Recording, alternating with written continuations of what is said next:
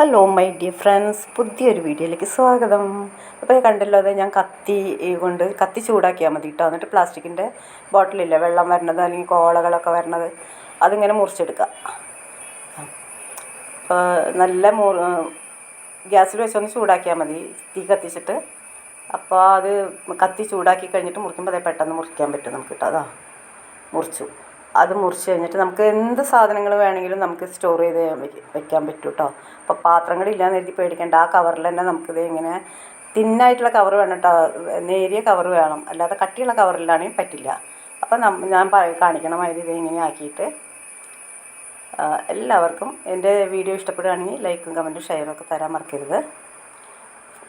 അപ്പോൾ thanks for watching our video.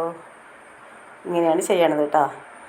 അത് നമ്മൾ എന്നിട്ട് ആ കുപ്പിയുടെ മൂടിയോട് കൂടി വേണം. എന്നിട്ട് മൂടിയോണ്ട് നമ്മൾ അടച്ചു വെച്ചാൽ ബോട്ടിലിൽ വയ്ക്കണമായിട്ട് തന്നെ നമുക്ക് എടുത്തു വയ്ക്കാൻ പറ്റും.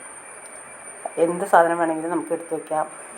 പലഹാരമോ അല്ലെങ്കിൽ കുഞ്ഞുങ്ങളുടെ എന്തെങ്കിലും ബിസ്ക്കറ്റോ, അതല്ലെങ്കിൽ നമുക്ക് ഞാനിപ്പോൾ ഇത് ഉഴുന്നാണ് വെച്ചിരിക്കുന്നത് കേട്ടോ.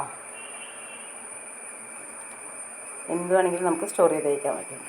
അപ്പോൾ നിങ്ങളിതേപോലെ ഒന്ന് ചെയ്ത് നോക്കൂ, ട്രൈ ചെയ്ത് നോക്കൂ കേട്ടോ. പഴയ ബോട്ടിലുകൾ ഉണ്ടാവുമല്ലോ ഇഷ്ടം പോലെ, അപ്പോൾ അതിൽ ഒരെണ്ണം എടുത്തിട്ട് അങ്ങനെ ഒന്ന് ചെയ്ത് നോക്കിയാൽ മതി. Thank you so much.